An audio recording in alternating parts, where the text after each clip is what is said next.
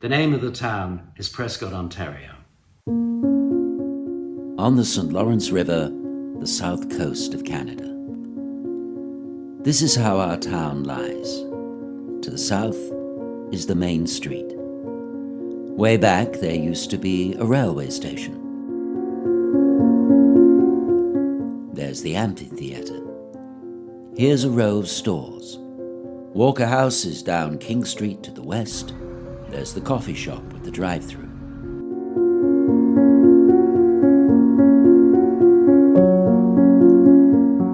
Houses all along the grid of streets. Houses outside of town too, in fields along the riverbank. Small houses, big houses, homes. Nice small town. You know what I mean. It is the spring of 2020. The COVID pandemic is in its unsettling beginnings.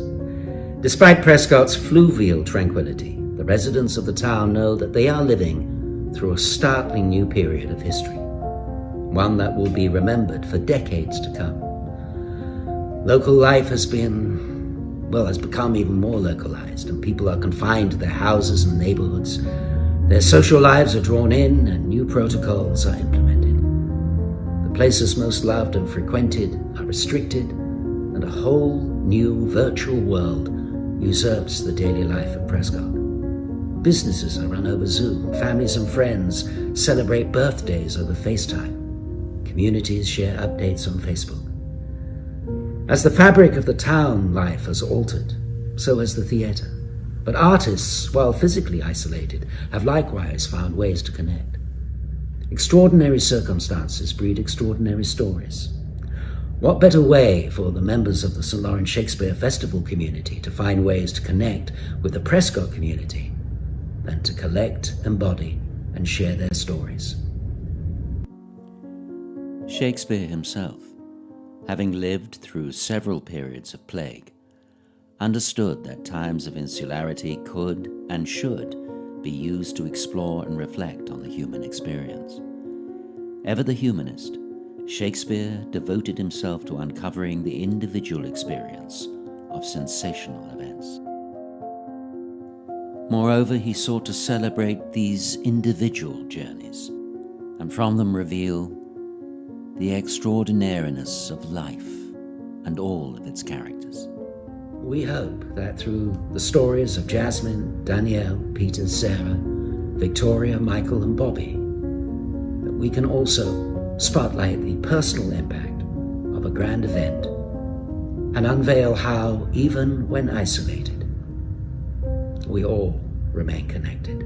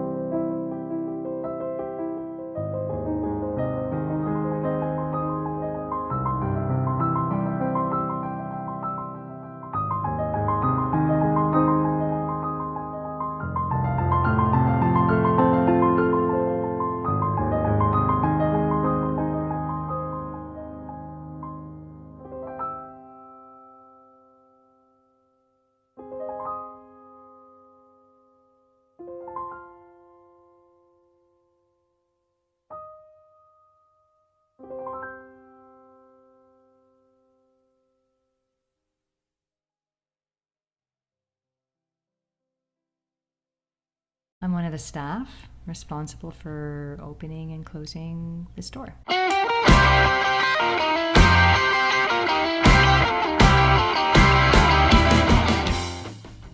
have the passcodes and keys, and helping to train and teach some of the other staff. So things started getting serious when we started noticing masks.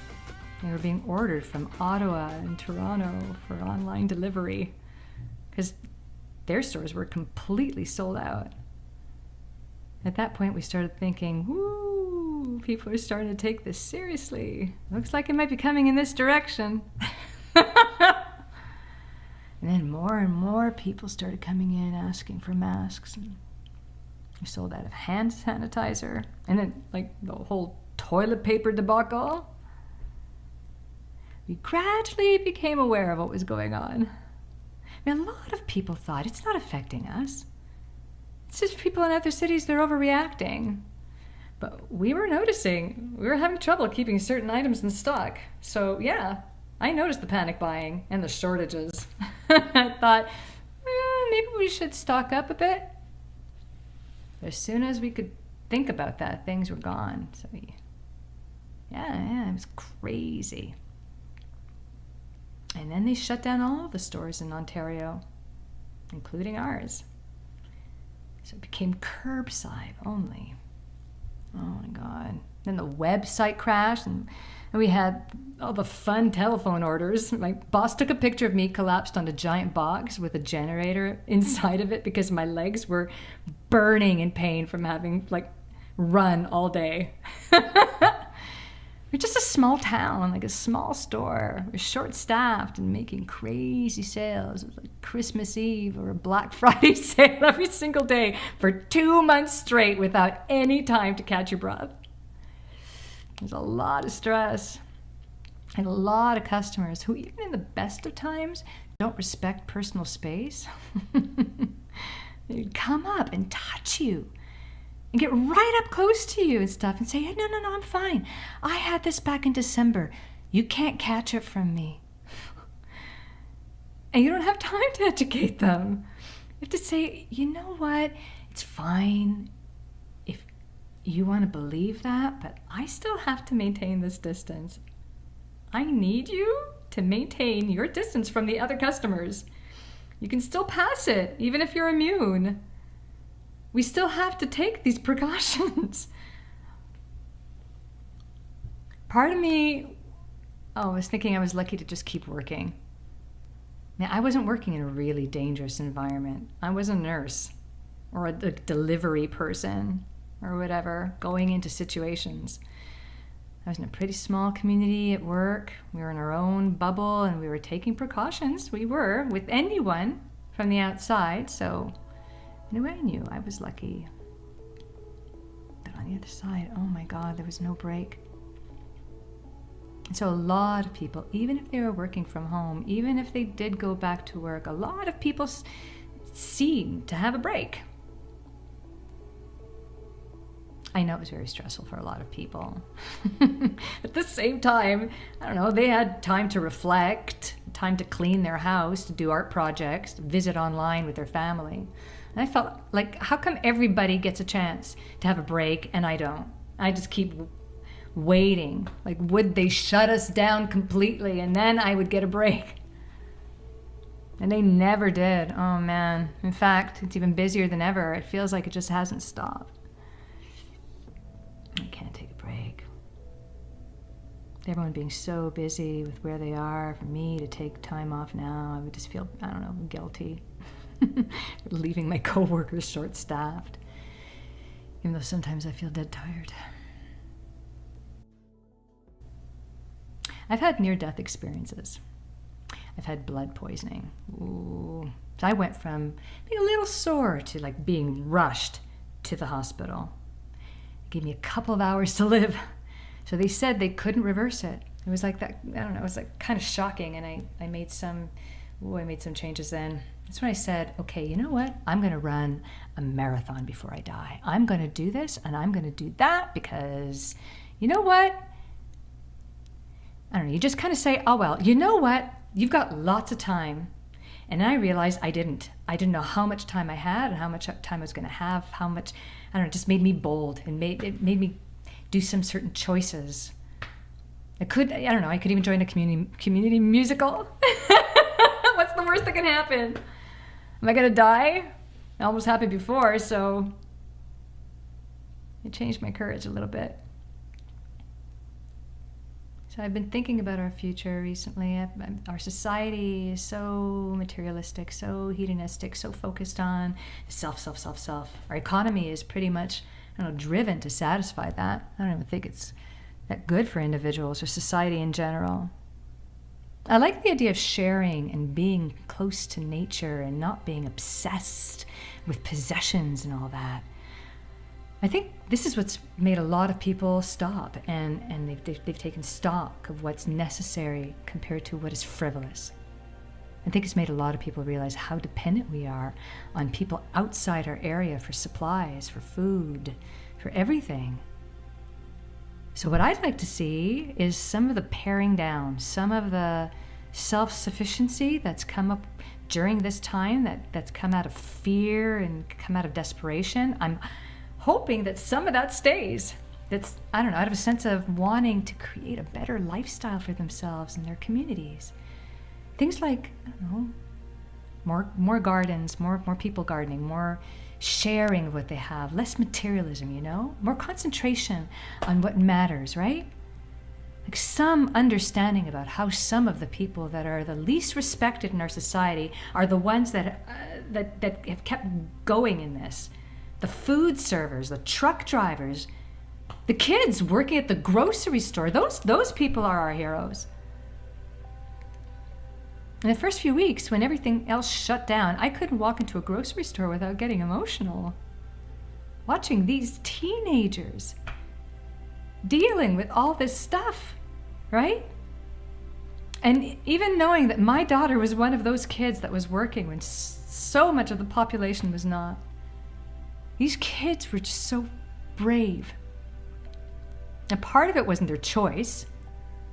And this is their income. This is what they had. But they, I don't know, you know, they showed up. They showed up and they put up with, oh, I don't know, people are just so cruel. It's too much cruelty. I'm hoping that we see less of that and a lot more appreciation. Because there are some people, oh, even today, some people are grateful and appreciative, and I'm hoping that we get to see more of that. And we feel more of that, and less of the me, and the selfishness. I mean, it's always going to be there, unfortunately, but I'm hoping that these kids will grow up seeing more of the collaboration, more of the let's build an economy for our country with things that people need. Let's work on diverse food production. Let's work on being able to build stuff that we need. Stuff that we need, right? Like from our factories, essentials, less on the materialism and the stuff that doesn't improve anybody's lives.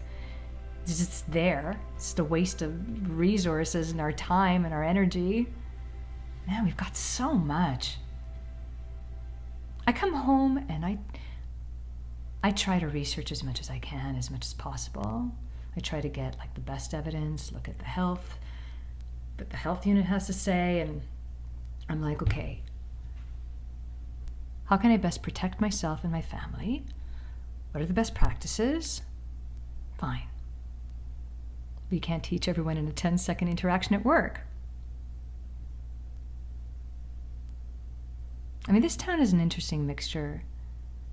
We noticed that when you came here in Prescott, you have the old money, and you have a lot of money, and then there are people like who are on the welfare department have settled into Prescott because there's so much cheaper to house them here than in the city.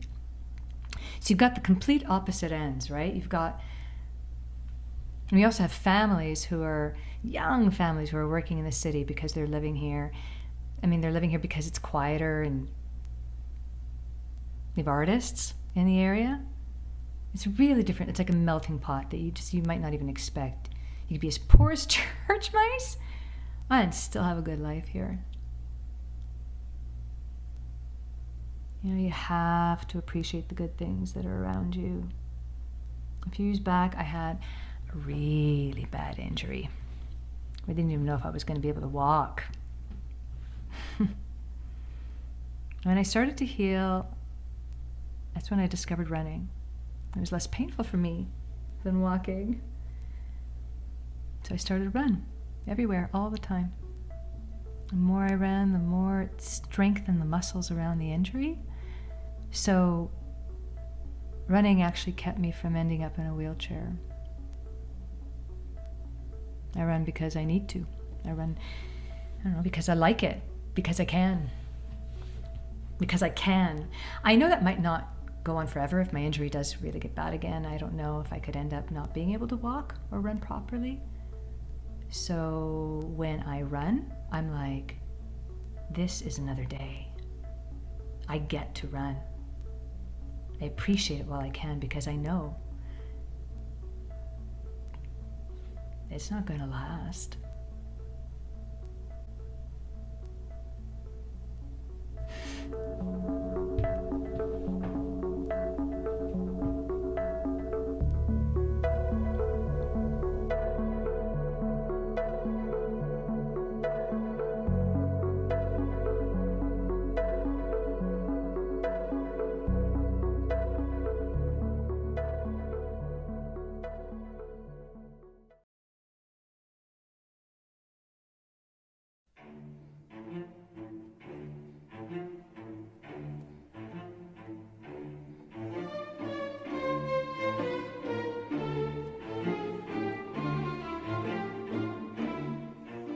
Well, the significant change in my life is Zoom.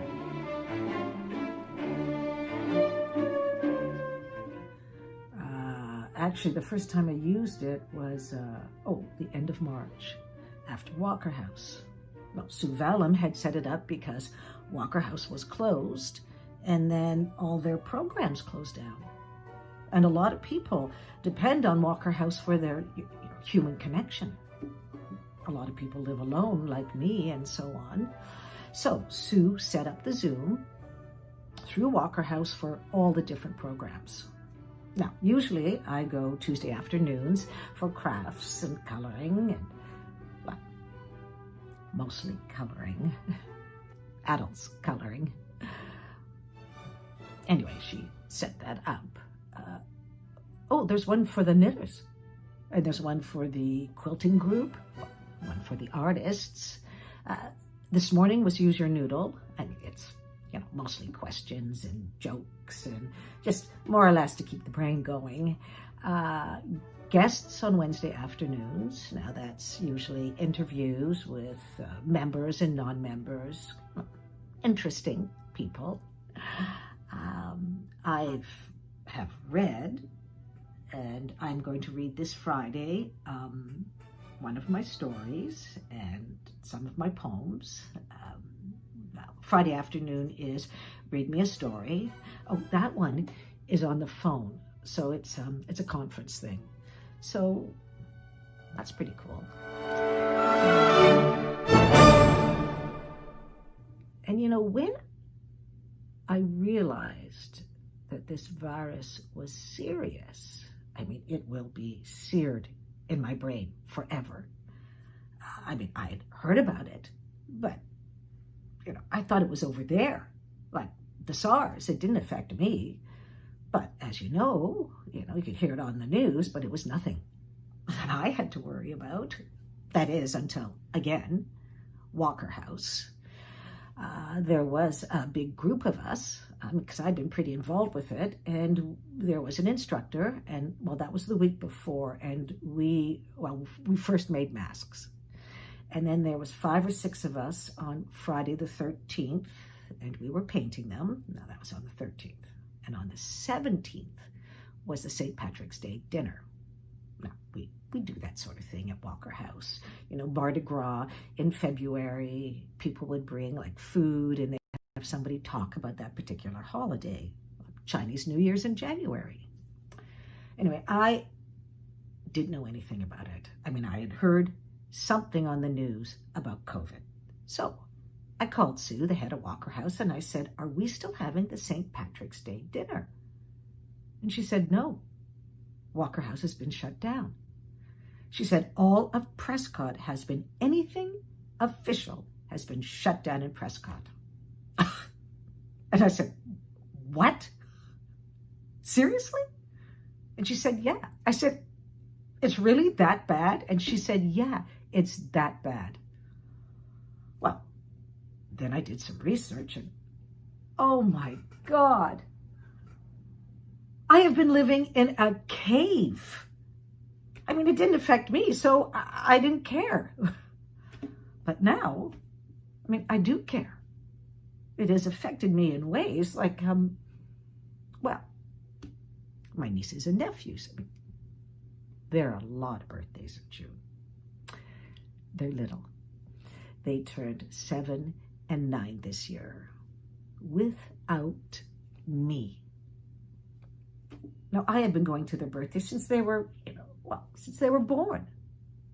I mean, Zoom is one thing and Facebook time, but it is not the same as being there. And I miss it.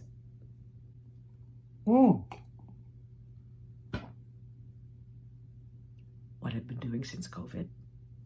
Well, I decided to refurbish my dining room, do the floors. Well, now everything, all my furniture is in my living room. I still haven't furnished them yet. And I have a lot of time. But I have become lazy somehow. I mean, I have lots of time. I'm not going to Walker House. I'm not going for dinners. I don't go see my friends. And I sleep. I sleep. Anyway, another thing I've done.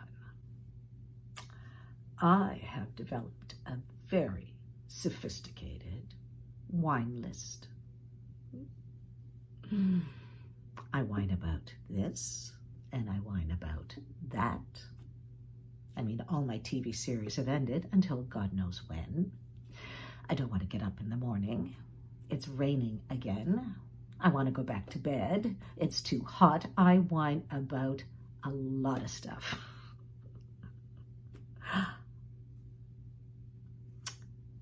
But I did buy a unicorn.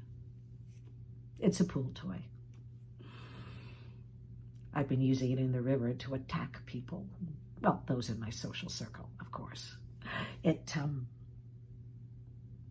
bites them. Well, I did make a list of talking points. Now, I do think you should mention Sue Vallum from Walker House. Since this COVID thing, she has been a saint. She's been getting us on the phone. She's been on Zoom. She's been connecting us. And she puts out a newsletter every week with all the news. I mean, she has been, especially for us shut-ins, a rock through this. And I joined Walker House last September, and I've been pretty involved with it.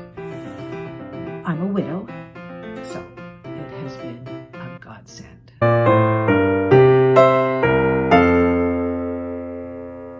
Now, when my husband died, well, that was isolating for a while. And when I was 17, both my parents died within 2 months of each other. And I was, kind of shipped around for a while. But in terms of isolation and relationships, what this pandemic reminds me of, well, I used to work nights and my husband worked days. Now, I'd come home, he'd go out to the car, he'd go off to work, and I'd go in the house and sleep. Now, that was very isolating in terms of relationships because I couldn't see anybody. And he never really knew our neighbors. But I know all my neighbors now. And they are all good people. Now, when all of this started, I didn't feel isolated, really. I have my cats. 2 cats. They have been wonderful through this. If I didn't have a cat, I'd get a cat. You don't have to walk them. I mean, they just wrap themselves around your heart. Oh, I have always loved cats. They are excellent company. One's 14 and the other is 3. And, oh, I'm surprised that she's not sitting here on the chair beside me. She loves, well, she sleeps with me, beside me at night, with the older one at my feet. I never had children. Oh, I would have liked to have had children. I love children. But it just wasn't in the cards. You know, you don't have a choice in the matter. I'm a pet parent. Oh, oh, I am not a party girl. No, I don't party. Well, not anymore. I don't go to bars. I mean, I've maybe been to a bar once in my life. I come from a religious family. I mean, I'm the only heathen in the family because I'm the only one that doesn't go to church. But I do very much believe in God. I'm a Christian. Well, I smoked for 40 years. That was my vice. But I gave it up 12 years ago. But boy, I smoked. Well, not pot or anything. Well, you know, it's legal. My neighbor across the hedge, he has a little garden. It's kind of hidden. I am sure there are more pot plants than 4. He smokes it over there. I can smell it wafting across the driveway. Oh, I am so worried that my cats are going to come staggering home and say, "Mommy, look what I got next door. Give me more." But yeah, you can smell it, depending on where the wind blows. Now, normally, I'd be going to the Outer Banks with my husband's family, but I can't go there. I mean, I can't even cross the border. I can't go and see my nieces. I can't even go to Ogdensburg. Well, not that there's much there anyway. Oh, do not get me started on Trump.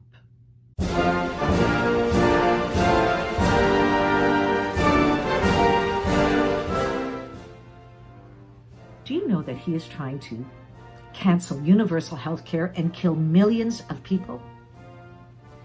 Why do they shoot the good ones and not the bad ones? I wish they'd give him a stroke or something. Oh, I didn't say kill him.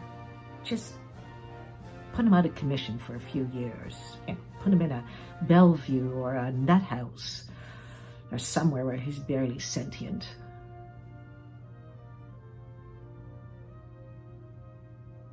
Give him a stroke, and then he wouldn't be ruining the lives of North Americans.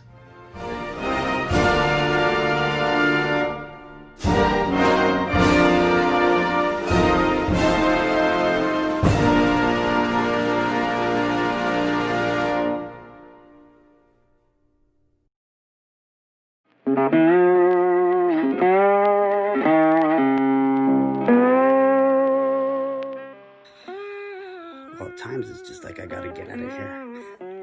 Well, we're all kind of up in each other's grills here. Pretty small house, and the kids are used to living on their own, and we're used to living on our own, so it's a challenge.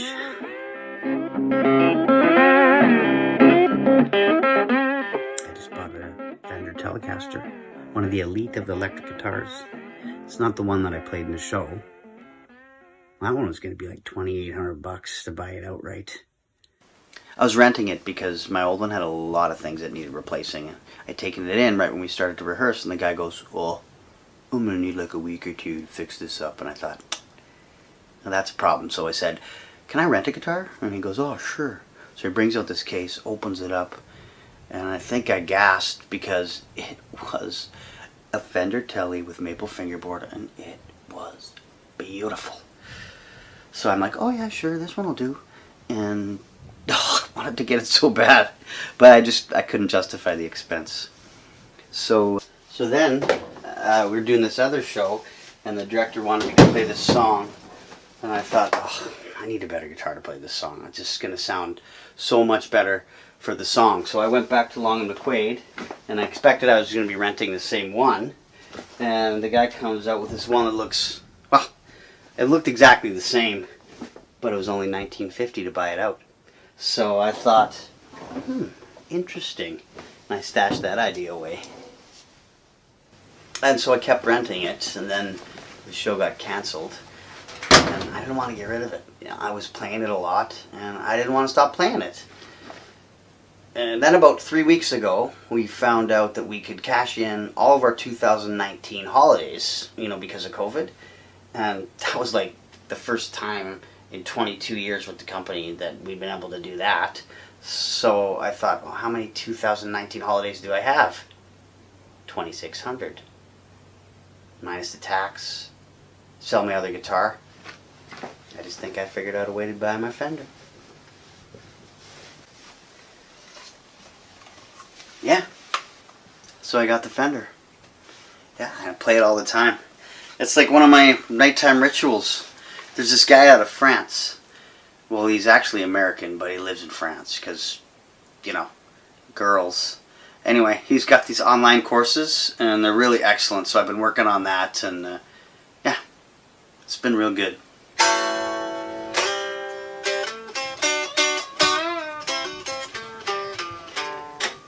Oops.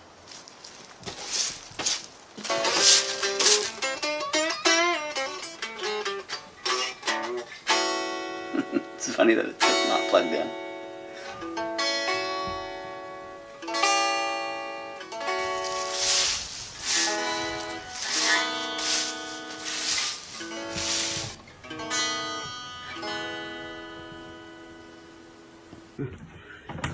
I find collaborating with music for me is like kind of like therapy.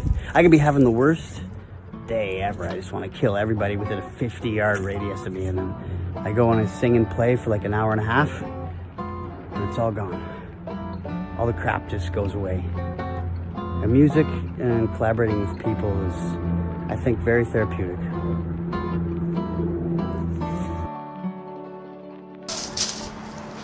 I don't remember what day it was.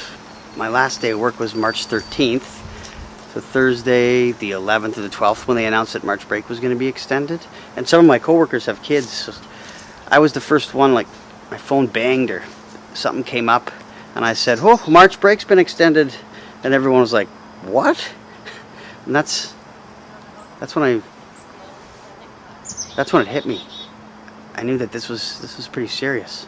Sure enough, within a few days, like over the weekend, things really ramped up. And I brought a bunch of stuff home from work because I thought, you know, I don't think I'm going to be going into the office next week. And I've only been back twice since. And then they said, okay, well, this looks like it's going to be a while. So I went in and I grabbed my monitor, my chair. And for me, that was confirmation that I wasn't going to see the inside of my office for a real long time. And Becky, my daughter, she just graduated in Toronto. And she lives downtown. So she was a little bit anxious about what was going to happen with school. And the other really bad thing is that the following week was supposed to be her job fair. You know, where all the employees come in and they meet the grads. The majority of them get snapped up and get jobs. Yeah, so the timing was shit. Yeah, so she was just beside herself. The job fair got canceled. And she hadn't had her grad pictures done. And then grad got canceled. You know, it was all just like a house of cards. It just came tumbling down. She was all by herself, you know, all alone in downtown Toronto. She was pretty worried, pretty upset.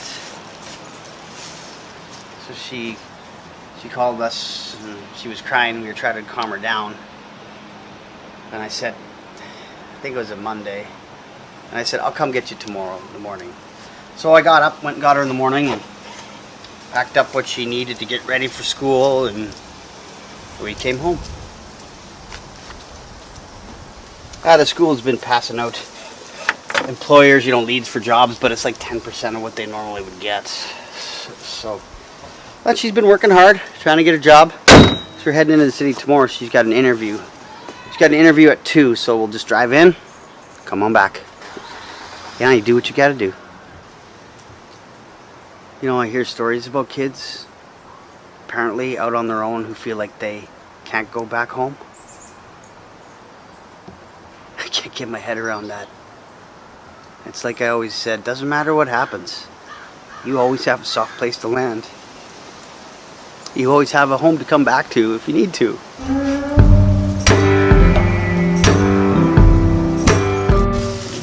And my wife Julia, she's working 3 days a week up in the city. So normally we drive up together. I'd drive her up to the city, drop her off, and then continue to my office and then pick her back up again. That was our time to chat. But now she's doing all the driving, and I can't even say, hey, I'll go into work today, because I can't. Well, she was working at home for the first 3 weeks, and then they started up again. 3 of them doing the spots of 10 essentially, so she's working super long hours and she's really exhausted. So by the time she gets home, she doesn't really want to talk. So yeah, the past few weeks have been not acrimonious, but definitely different. The connection that we used to have commuting together. She's tired. Like, I'm feeling a little guilty because my grueling day. Go for a bike ride, have a swim, sit down for work, maybe go for another swim. Go for a swim after lunch. So yeah, it's a little different. I'm definitely feeling that it's having an effect on us. Plus with the kids at home and Becky not being able to get a job. So yeah, it's not super relaxing all the time.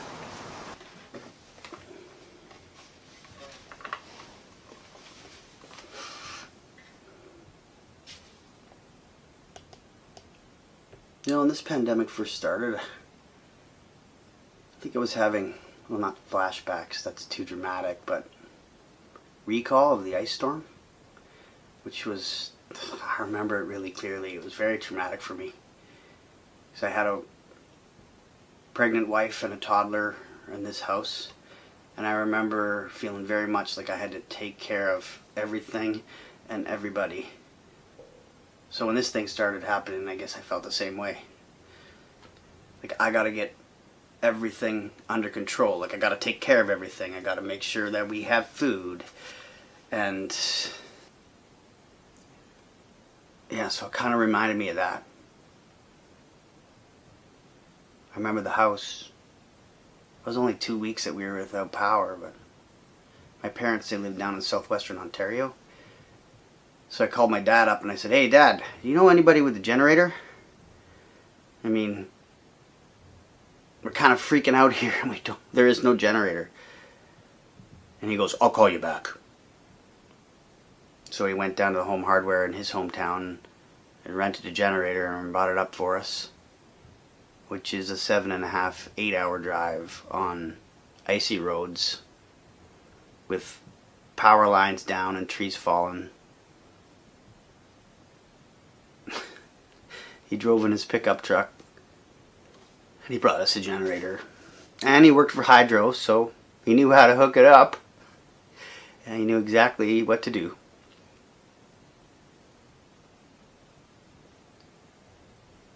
Until that happened, I never understood how people would stay in their house. Like if there's a forest fire or a flood coming. Until I lived through that. And now I totally understand it. It's like, I'm going to stay in this damn house. I'm going to take care of my family. I'm going to take care of the house. And I don't give a shit what happens. I'm not going anywhere.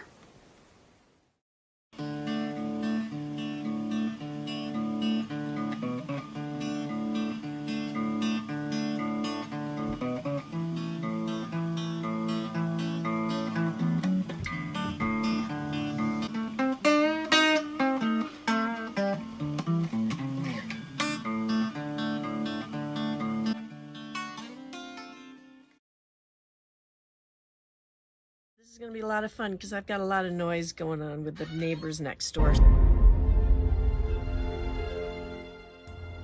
Yeah, from Star Trek. Jean-Luc Picard. What is the actor's name?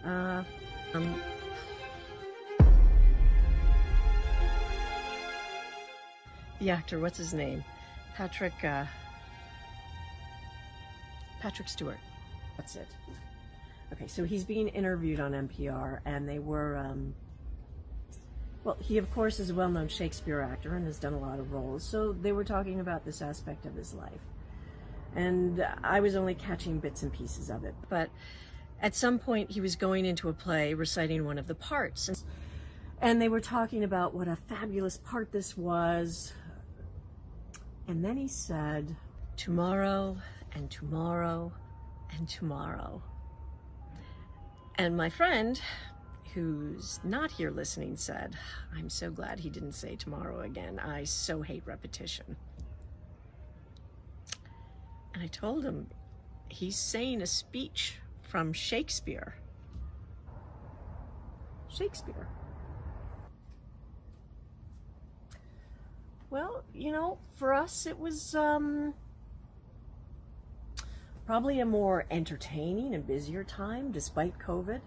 I mean, despite the cancellation of our trip, because we were going to travel and everything was arranged. And so we were very aware of what was happening because, you know, places were shutting down. Travelers were being affected. I mean, we were literally going, okay, if we go on this cruise, what happens if the world shuts down and we have to come back at the end of the cruise and be in quarantine? Like how do you prepare for that? You know, what happens if you get stranded in a foreign country? You know, are we ready to deal with that? Do we want to deal with this? And then, of course, you know, our departure became closer. Our cruise was changed. Ports had shut down.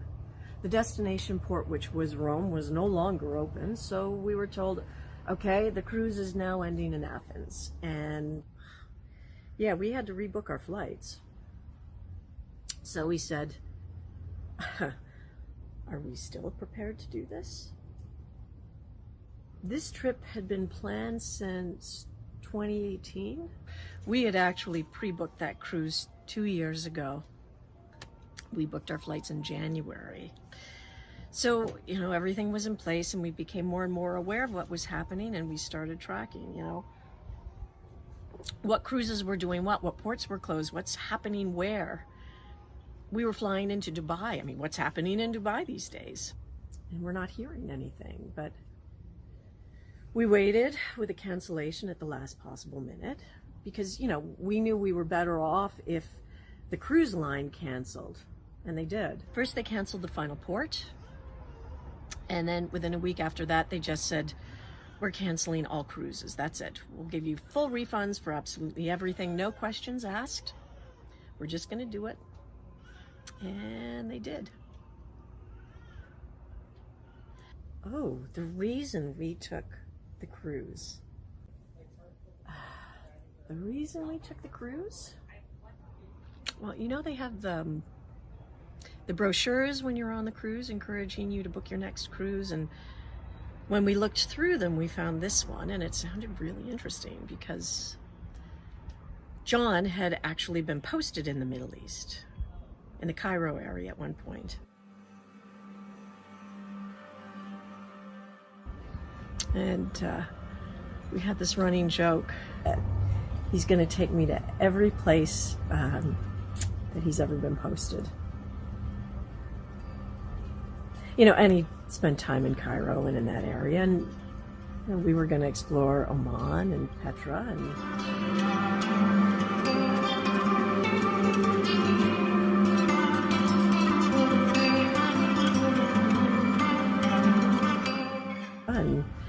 then go through the Suez Canal, which is something he'd always wanted to do. It intrigued him, you know. Anyway, it was a part of the cruise. So, you know, I figured, okay, Dubai and that whole area in there, I mean, there's, you know, no other way we're ever going to get back there again. You know, we're not going to get back to that part of the world. We're not going to fly there and spend time. So, you know, this was a good way of doing that. So, yeah, there were a whole bunch of reasons for this particular cruise. Why we booked it 2 years ago. We would have been gone a month. And then life changed. Well, my 23-year-old stepson Tom was abroad on a work travel visa in Australia.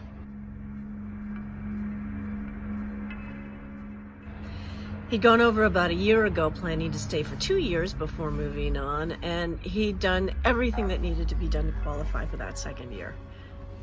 He was working at a hotel when the world basically shut down, and he was put on, what do you call it?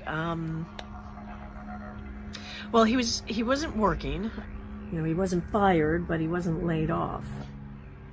You know, places had shut down. They said, there's no work for you. We'll call you back when the world opens up again. And then the visa people came back and told him his visa wouldn't be extended. They said, well, you have choices. You can apply for reconsideration. Here's the fee for that. Or you can leave the country and come back, and here's the fee for that. And he said, yeah, there aren't many choices, really, realistically. So we got the call. Visa not renewed. I need to come home. And that was April 19th, and we were well into COVID by then. So now we had his mom, his dad, and me all researching. Okay, how do we get you home? He had to fly out of Sydney, and that was about the only choice. So first he had to get a flight from, all the way across the country. And then there was the question, if you travel across Australia, do you have to quarantine in Sydney?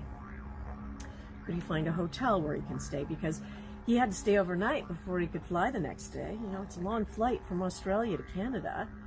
And there aren't many route options. And, at this point, the only available route was through San Francisco. But if you land in San Francisco, do you have to quarantine in the US? How do you deal with that transition?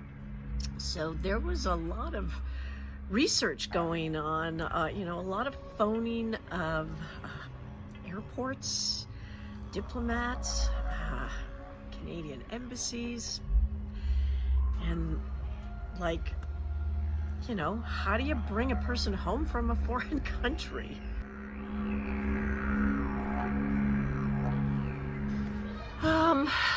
Yeah, but anyway, we worked it out. Whew. He didn't have to quarantine anywhere.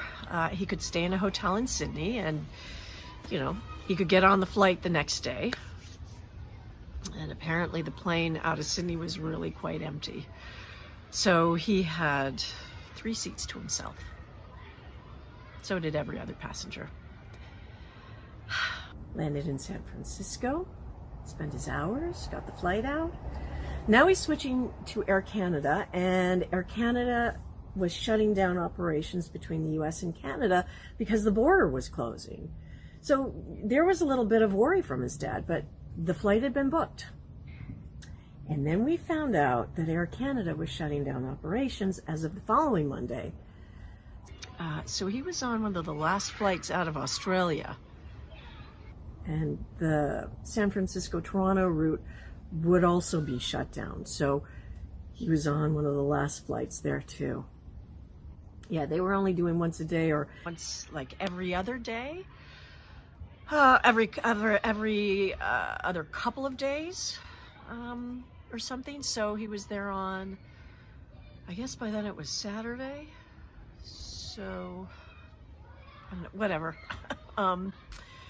The second last flight leaving the US flew into Toronto. Ottawa flights had mostly shut down. I mean, they were now down to 2 a day instead of every hour. And then the flight from San Francisco to Toronto was quite packed, apparently, as was the flight from Toronto to Ottawa. So, yeah, he spent He spent many hours in Toronto waiting because he couldn't get on the early flight. He had to get on the late flight. And so it was, what, past midnight before he landed in Ottawa? Thursday, Friday, Saturday night? Yeah, 3 days after he left Sydney. Whew, it was a long trek.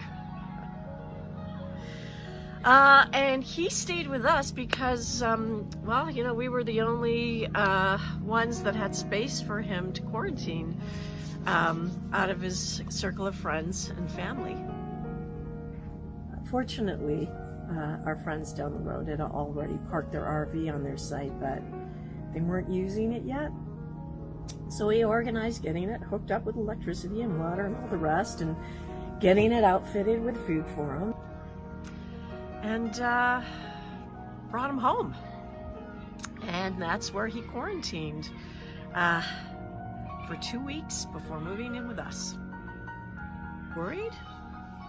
No, I was not particularly worried, you know. Would that have helped? You know, what'll be will be. Yeah. You know, it was a challenge. The research took a while. Yeah, it was a busy week.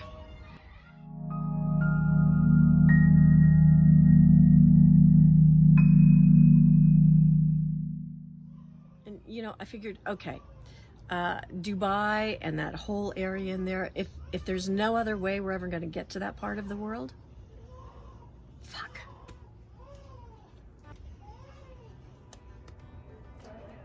Because John had actually been posted in the Middle East.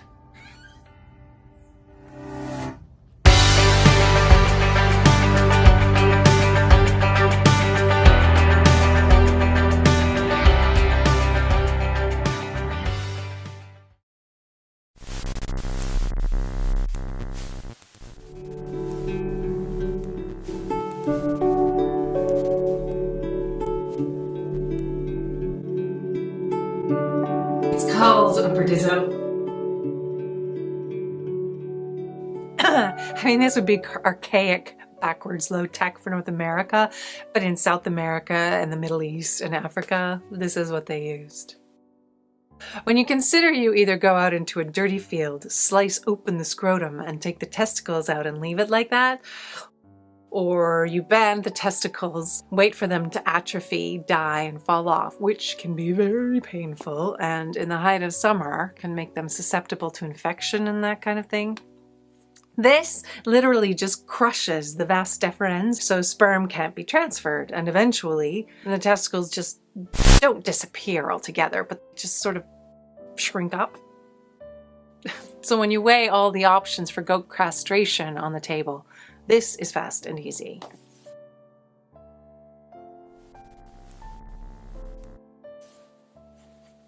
I'm just a natural rage against the machine type of person. If someone says this is the way it has to be done, I have to ask, are you sure about that? I mean, are there not other ways? I mean, I care about animals very deeply, and sometimes it's just necessary to do things like this. Well, so I don't have to pay a vet hundreds of dollars. The goats I just castrated are going to be pets. I mean, they're not always aggressive, but certain times of year, the smell across the road and down the lane, you can smell them. They pee on their faces and everything to make it extra stinky. And without those testicles, those urges, not so much. Well, so that was an excellent way to start the day. Where we are, we have a lot of space. With the trails and the trees. I mean, it's easy to sit at home, pretend this isn't happening. Everything's fine, but I couldn't. Look, I couldn't be in a better place, and I am so grateful. Still, it wasn't enough to say, my family's looked after now, so there's nothing to look into, because A lot of comfort coming out of this time comes from a place of privilege. So if you're financially stable, which thank goodness we happen to be in that position. But I mean, I'm rather painfully aware that a lot of people, virus or no virus, having these kind of restrictions, it's not easy and relaxed and fun. It's stressful. And I hold all of that. I celebrate with the people that are happy and celebrating, and I feel that I suffer along with the people that suffer as much as I can. I was aware, end of January, beginning of February, that the reports of COVID was a potential, well, I don't want to say red flag, but the WHO who were saying it's fine, don't worry about it. And it's a little bit like when the WHO says, you need to be really concerned about this. And I say, do I? You know? My journey in terms of my interest in medical stuff and science and all of that kind of thing started 10 years ago when I gave birth to Anna. It ended up being an absolutely horrific experience. We had moved out into the middle of nowhere. We had no friend or family support out there. I was very excited when I got pregnant, but a little trepidatious. Did all my research, yada yada, but was feeling good about it. I ended up being paired with an obstetrician that had very different ideas. But along the way, I thought, it doesn't matter what she thinks. My body, my baby, this is how I want to do it. I mean, we had some conversations throughout the pregnancy about different things, like I didn't want the cord cut and clamped right away, and she laughed at me. But I thought, it doesn't really matter what you think, lady. I'm going to do what I'm going to do. Little did I know that once you're in the midst of having a baby and you're on their turf, legally you may have all the rights in the world, but it's very easy to be taken advantage of. So, I was told that if I didn't consent to a cesarean section, my baby would die. There were no midwives. There weren't even doulas there. I was so traumatized. And I thank goodness the baby was okay. I was severely depressed for almost that entire year postpartum. And towards the end of that year, I decided I need to know what happened. I need to understand why my body failed. I went to the hospital and I requested my records because I wanted to know. You know? Why did my baby almost die? So I got my medical records and it basically said, failure to progress, which meant the doctor had to work the next morning. She had electively delivered all her children via C-section because she felt it was the superior way. The hospital record said the baby was perfectly fine. There was no threat to her life. There was nothing wrong with my body. It was just taking too long, which amounted to 5 hours of labor in the hospital before it was deemed too long. And that set me on a journey. I just immersed myself in research because to me there was an imbalance of power of, I'm a doctor. I know things, you know nothing. So I thought, I'm going to go out there and educate myself just as well as any doctor or nurse so I can't get tripped up on those things when they say, oh no, you have to do this, or this is standard protocol. I learned legal rights, and I mean, I could easily deliver a baby today. I just learned everything about it. Questioned. And somewhere along that road, I started looking at vaccines and the network I got involved with. I mean, when this thing with COVID started happening early on, those circles were already talking about it and sharing information. So there was already buzz and there was already discussion going on. Yeah, I was just watching it and learning about it. And I was curious, not overly concerned. And then March! And it's March break, and, well, we're going to let the kids finish out the week, and then it's March break, and we don't think that the kids are going to come back right away. And I remember thinking, if it's that serious and dire, how come the kids are staying in school till Friday? So I thought, what's different about this? What do I need to know about this? And so I spent mid-March, approaching the end of May. I was hours every day, and well, that's how I operate. I read studies. I read case reports. I listened to interviews. Oh, I read transcripts from the WHO, from the CDC. Looked at ongoing recommendations. I'm just obsessed. I mean, to be perfectly honest, it's a defense mechanism that I've learned from what happened with Anna and different things. It's sort of like I won't be caught unaware. No, I don't want to be caught in a position where someone can say, you have to do this because of this. And I know nothing about it and have no rebuttal, you know? Oh, and it's not for anybody else but for me and my family. It's certainly not about I know best. And because if I've learned anything about anything over the years, is that nothing is certain. We don't know anything for certain. It's all belief. And you can say, oh, it's science and fact. And I mean, well, the whole thing about science is that nothing is certain. So we all just subscribe to a belief. And you can say your belief is most factually based, but in the end of the day, what do you believe? And that's sort of what everybody goes by. I mean, the WHO listed vaccine hesitancy as one of the top 10 threats to global health. And they're not just talking third world countries. And I know, because it's a belief. The vaccine issue is like the childbirth issue, because if you were to ask someone who does not even have children, who's never even considered having children, who isn't even in a long-term relationship with someone, not that you have to be in a long-term relationship, anyway, they've never given it serious thought. And when you say, where should a person give birth? Well, in the hospital, because that's where it's the safest. How do you know that? There are lots of things we walk around with. Programming. You don't know why you know it or believe it or defend it so staunchly. You just say, that's the way it is. With COVID, the mistake that we make is looking for a singular cause. I think the whole planet is sort of in this place where we are all experiencing the accumulative effect of a lot of different things going on simultaneously. I mean, I don't just subscribe to fear for fear's sake.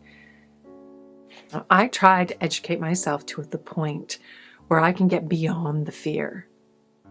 But I feel that there are some things where there isn't any choice but to be concerned and then hope for the best. My beliefs are always evolving. I'm a puzzle person, right? Lock me in an escape room type thing. Love that kind of stuff. Jigsaw puzzles. I love. It just comes so smooth and easy for me. I see an issue like this, like a jigsaw puzzle. We're told what the picture's supposed to look like. I'm trying to find the little pieces. And isn't it interesting, the little pieces you come across that fall into place? And to me, the picture we've been given and the little pieces that are here and there, they don't entirely add up.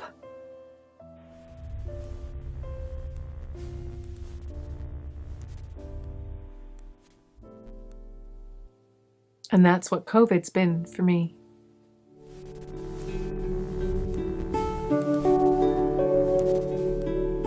We don't know anything for certain. It's all belief.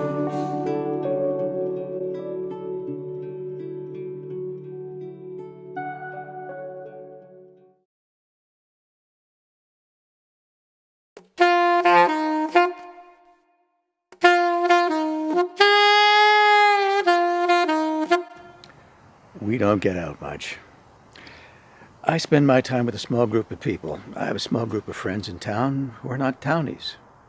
I'm a townie. I can't deny being a townie. I was born here and grew up here. My wife's an introvert. She runs our social scene. It's marriage. It's the way it is. If Allison has to tolerate somebody, she doesn't have time to be. If we're spending social time with other people, she wants to feel safe and unguarded. I guess that's the same thing. She wants to be able to have worthwhile conversations at similar levels, with similar interests, similar life experiences. So the majority of people we circulate with in this area are not from here. A lot of the people that were born here stay here and have very, very small experience of the world. It's not that she dislikes those people. It's not that she feels better than those people. It's just that she has nothing in common with those people. When I came back to town, I was gung-ho about being part of the community. It took me 6 years to get that out of my system. I just don't think the way people around here think. Neither is good nor bad. It's just I was causing a lot of problems. My son's not easy. Philip's a challenge. A different thinker. So, the change in Philip's thinking process from high school to first year university interested me a great deal because he was very, very conservative in his thinking process when he was younger. And he didn't get that from his mom or dad. It's weird. And it's fascinating the way the first two kids had morals and thinking processes that replicated what they learned at home. And the third one,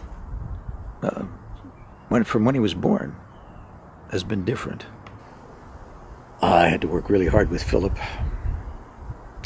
He was a kid I had to do homework with right from the very beginning. And I had to stick handle the boy through school. Allison couldn't do it. Allison's tolerance level is, she could make me do it. But Allison's tolerance level is, she and Philip are very similar. They can be very stubborn. It's nothing for Philip to tell me I'm stupid. The teacher says it's this way, not that way. It's all wrong. I can't do it. So that would put Allison over the edge and she'd flip and walk away. And I would come in and we would work together and solve the problems and build techniques to get past his walls. And if I'd lose my cool and get physical with him, he'd look at me and say, "Is that all you got?" Yeah. So the standard respectful fear you'd hope to have as a parent to a child, there was none. So, I'd have issues with the way he viewed women, and I'd have issues with the way he thought about race, because he could be very harsh at times.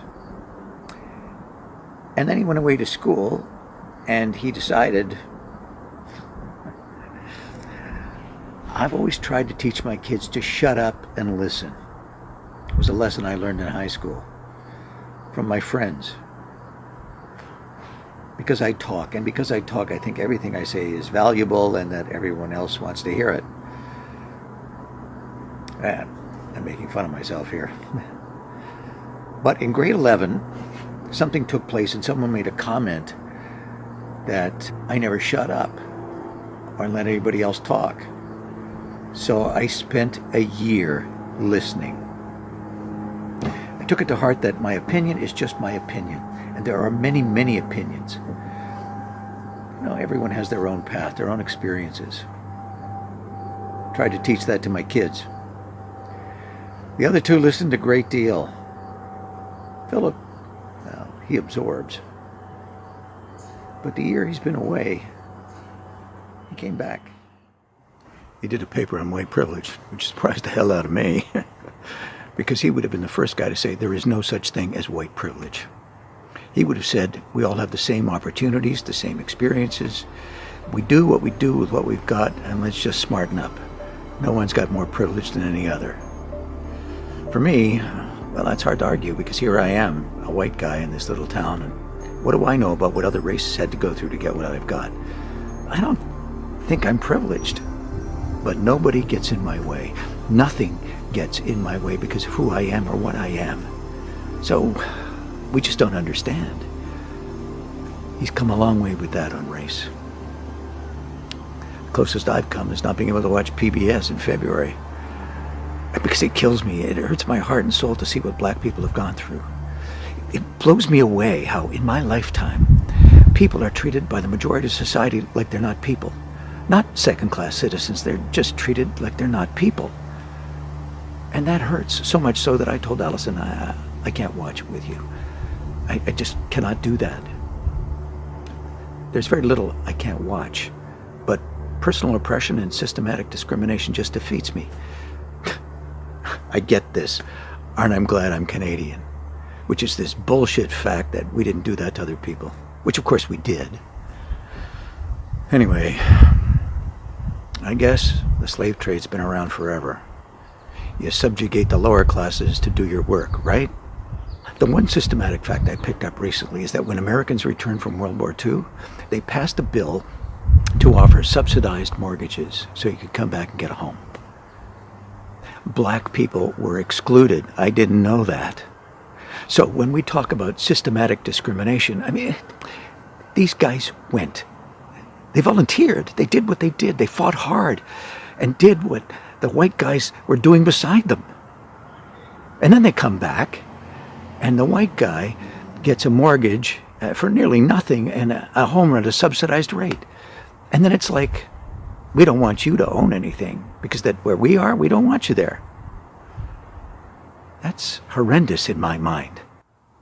My business is a personal business. It involves these kinds of conversations. So now, because of the pandemic, we can't have these conversations. The majority of my business is in Ottawa, so I drive to Ottawa and I commute there 2 days a week. So I wasn't able to do that. But the neat thing is, we're suddenly forced into using the technology that's all been available to us. So an hour-and-a-half meeting by phone or video isn't preceded by 45 minutes to an hour of driving, and then followed by 30 to 40 minutes of driving to the next appointment, and the next appointment.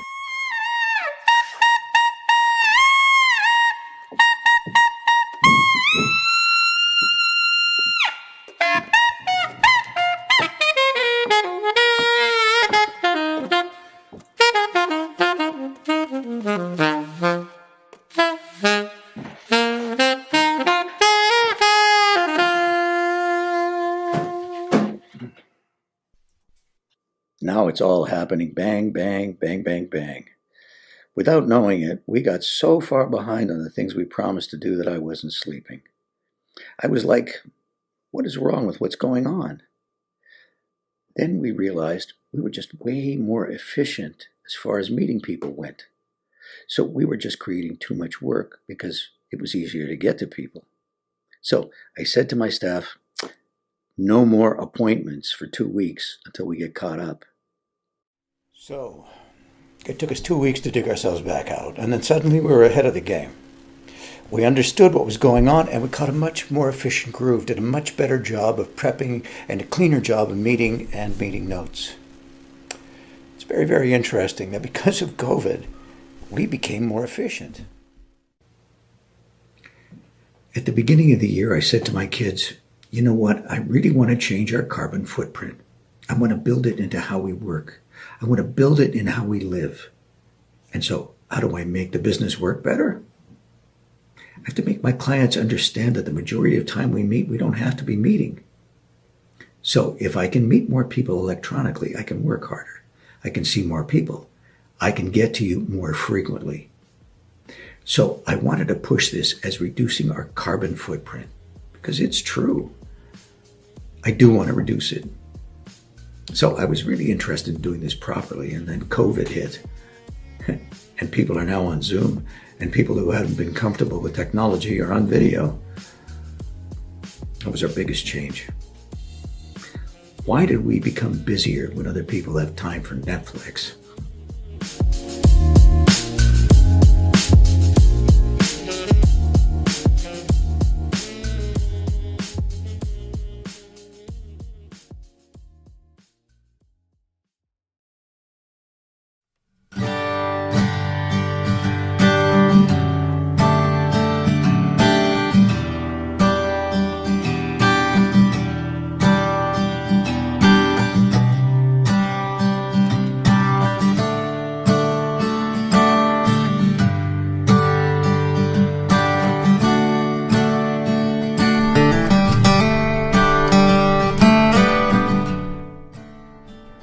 I've been on both sides of the spectrum, totally quarantining at home, and now I'm an essential worker.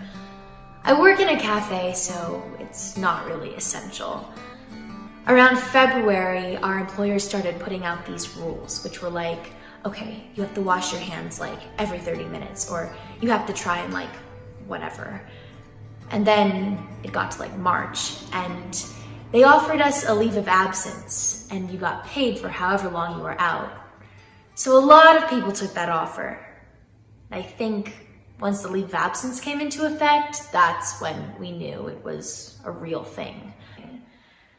When I first went back, it was weird. I mean, I forgot how to make a latte, which I've been doing for like a year. I was like, oh my God, how do I make coffee? I'm so confused.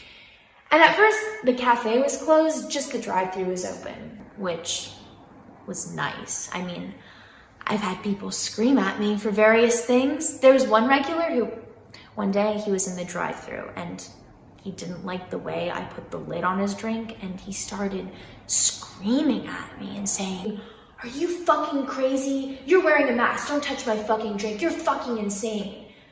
And I was like, "Excuse me, sir, you need to leave." And he was like, "I'm a great customer here, blah, blah, blah." And I was like, "Okay, bye." And I shut the window in his face. I was like, I do not have to deal with this.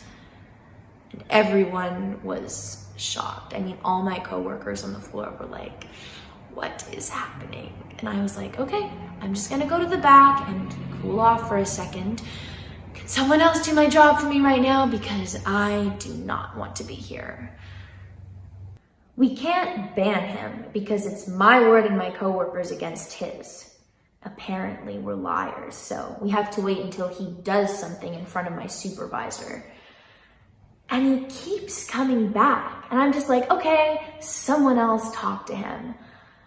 And even though my coworkers witness his behavior, the customer is always right, to a fault. Which is very frustrating. I mean, they could be screaming at us and we can't retaliate in any way. If we even yell back, then we're losing our jobs, right? So we have to be these happy, cheerful people. Welcome to where we love all our customers. We're so fun, woo! And we're in the middle of a pandemic.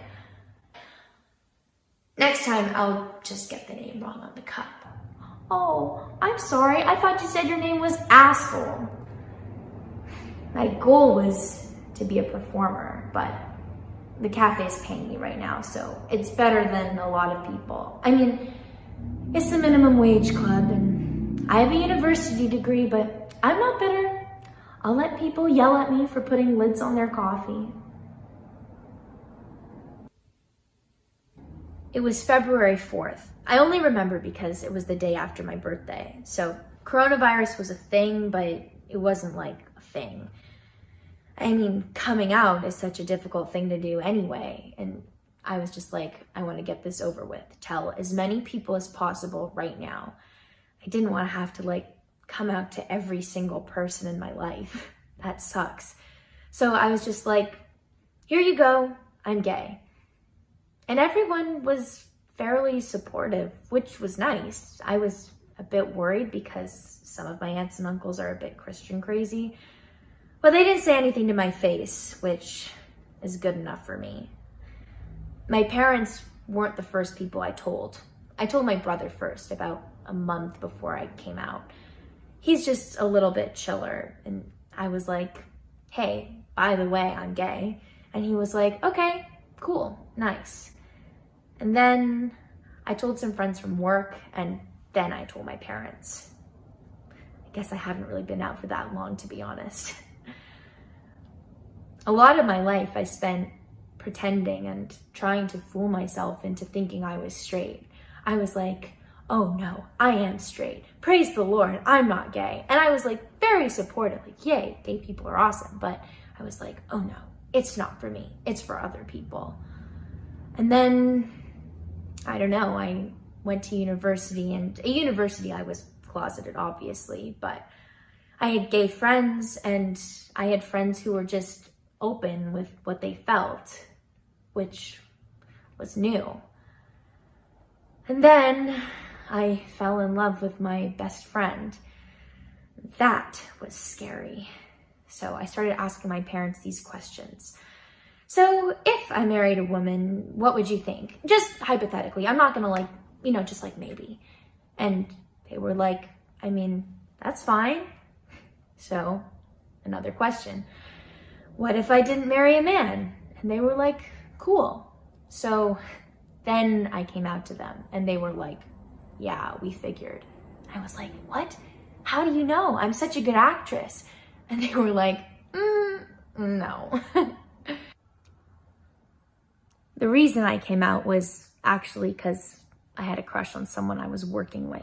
And I was just like, I can't keep pretending. I can't keep lying to myself and others. And luckily, I felt confident enough to do so because before I was just so unhappy with myself that I couldn't even think about this other thing. So in university, I was severely depressed. I mean, like, I wouldn't get out of bed, severely depressed. And right around graduation, for my final exam, I got something like a 54. And I just started questioning, like, all of my life decisions and everything I'd done up to that point. And I sunk even further into my depression. I mean, I didn't talk to anybody. 54 is a bad mark. I mean, I still graduated with honors, but at the time it felt like, oh my God, my whole life is falling apart. And I just went like radio silent on all platforms. Me and this best friend were supposed to move in together into an apartment in Toronto, and I was just like, I can't go to Toronto. I'm staying home. I can't do this. And so she got really upset and hasn't talked to me since. Ta-da. For this friend at the cafe, who was the second person I had told I was gay. Well, about a month after I came out, he came up to me and was like, I have to tell you something. I was like, okay, sure. And he was like, I'm gay too. And I said, okay, that's great. And he was so scared because he hadn't come out to anyone. His parents are really homophobic, like really, really. And he's living at home right now because of the pandemic.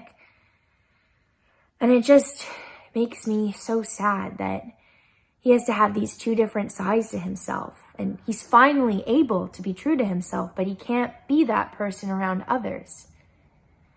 It's really upsetting. As far as my depression goes, at this point it's turned into like chronic depression. So it's an everyday kind of thing, and some days are better than others, but it's kind of like diabetes where it gets better, but it never really goes away. My brain is just kind of different. So we haven't spent this much time together as a family since like 2014. So all four of us are stuck in this tiny house and we're all trying not to go crazy. I mean, I've regressed back to my 16-year-old self. Never leaving the house really does it to you. But this whole thing is just a mess. I think the world is going to be really different after all of this. And the thing I hope for the most, that I wish could go back to the way it was, is like concerts and live events. That's the thing I miss the most. Just the gatherings of people taking in art and music or plays or whatever.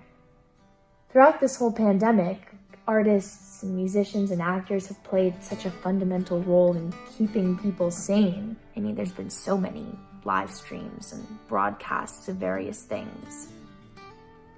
And people have really appreciated it. And I just hope that they remember, after all this is over, who were the people who kept them sane and who gave them this gift.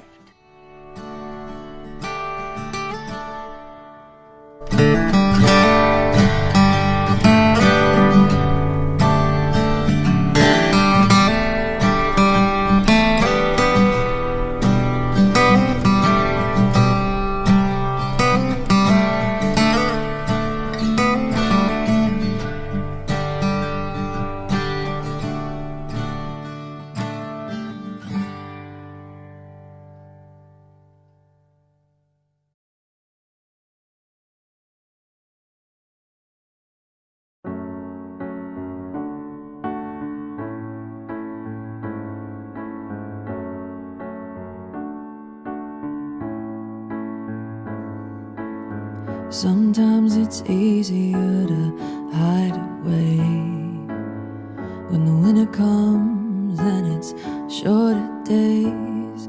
But I know the dark clouds won't stay. Tomorrow is gonna be better. Sometimes it's easier to hit the road when the world is giving you a heavy load. But if you stay and face it, oh, I know tomorrow is gonna be better. Let the rain fall, let the rain fall till the day is new, and all that's left is just me and you. The best part of us is part of me, so with you is where I'd rather be. But if you can't, I understand, I still believe tomorrow is gonna be better. Let the rain fall, let the rain fall till the day is new, and all that's left is just me and you. I know it's just one of those days, but you stay strong. I'm gonna find a way to take it all and make it okay. Tomorrow is gonna be better. Tomorrow is gonna be better. Let the rain fall, let the rain fall till the day is new, and all that's left is just me and you. Let the rain fall, let the rain